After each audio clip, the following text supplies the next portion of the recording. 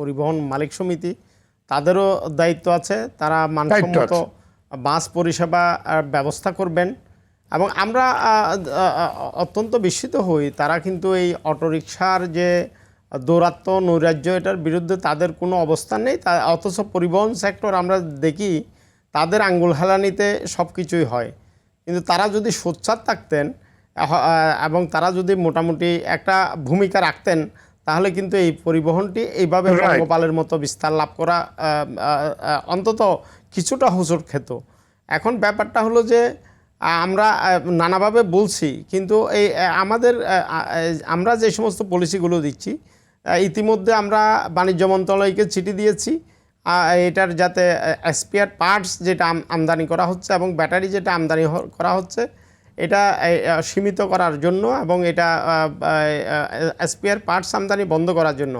এবং আমরা স্বরাষ্ট্র মন্ত্রণালয়কেও একটা চিঠি দিয়েছি এইটার যে অবৈধ চার্জিং স্টেশনগুলোতে বিদ্যুৎ চুরি করে করছে, এটাতে যাতে নিয়মিত পুলিশি অভিযান পরিচালনা করা হয়।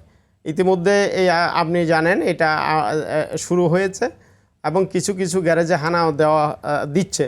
অন্যদিকে আমরা ইতিমধ্যে স্থানীয় সরকার মন্ত্রণালয়ের সাথে একটু বসার চিন্তাভাবনা করছি। তারা যে সমস্ত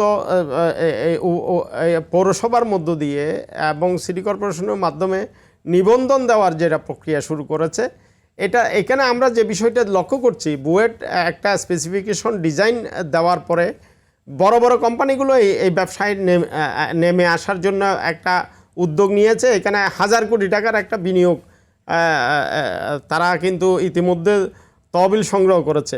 আমরা দেখতেছি ওয়ালটন, আকিসের মতো প্রতিষ্ঠান, এই যে ইফাত, বড় বড় গ্রুপগুলো যারা ইতিমধ্যে পরিবহন ব্যবসায় সফল ছিল, তারাও কিন্তু এই অটোরিকশার ব্যবসায় নেমে আসছে। একদিকে অবৈধ অটোরিকশা উচ্ছেদ করা আমাদের জন্য চ্যালেঞ্জ হয়ে দাঁড়িয়েছে, অন্যদিকে বৈধ অটো নামে এই যে বুয়েটের সনদ নিয়ে এই রিক্সাগুলো নামতে শুরু করেছে। তাহলে দুটো যদি একত্র হয়, তা এই দেশের মানুষের হাঁটা চলাও কিন্তু একদিন দায় হয়ে যাবে। এমন পরিস্থিতিতে আসলে সরকার কি সিদ্ধান্ত নিচ্ছেন এবং নতুন সরকার আমাদেরকে কি বার্তা দিচ্ছেন, এটা আসলে অত্যন্ত গুরুত্বপূর্ণ, তাই আমি মনে করি।